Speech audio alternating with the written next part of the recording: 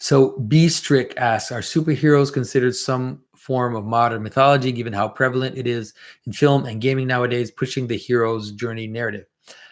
I think it's an attempt to manifest some aspects of that. I think it's lacking, but I think it's not totally lacking. There are some interesting aspects about it.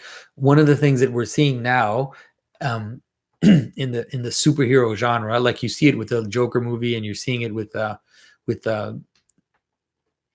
all like the Batman movies, and is that you have in mythology you really have like a character, and you have basic storylines, and then you have variations which appear and manifest different aspects of the character that are possible. So it's like you have just a very simple character, and then you have all these different versions of the same story that appear, because ancient mythology wasn't what we find in text.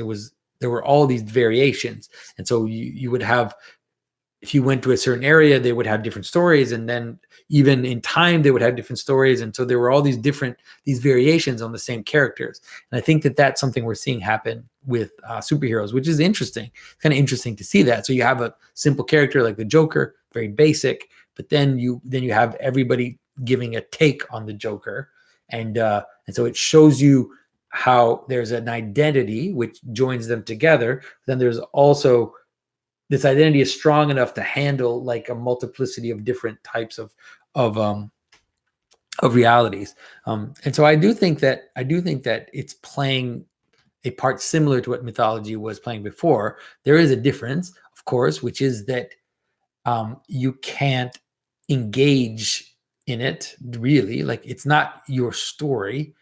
They're not, the stories of the ancient gods or the demigods or the heroes. It was always your story. It was your ancestors, and you were a descendant of this. Like, you were the result of them. No matter how you see it, you were a result of the Trojan War. You were a result of the battle, the fight between the gods. You were a result of the mythological stories. But that is something that you don't find in superhero stories. And also superhero stories are owned. They're owned material. They're copyrighted. They're the only way you can participate really in superhero stories is buy merch. And there's nothing completely wrong with that. There's nothing wrong with buying merch, and there's nothing wrong with wanting to engage in a story that way. But I think that we have to be careful. We have to be able to see the difference, between what ancient mythology, the role it was playing, and these superhero stories.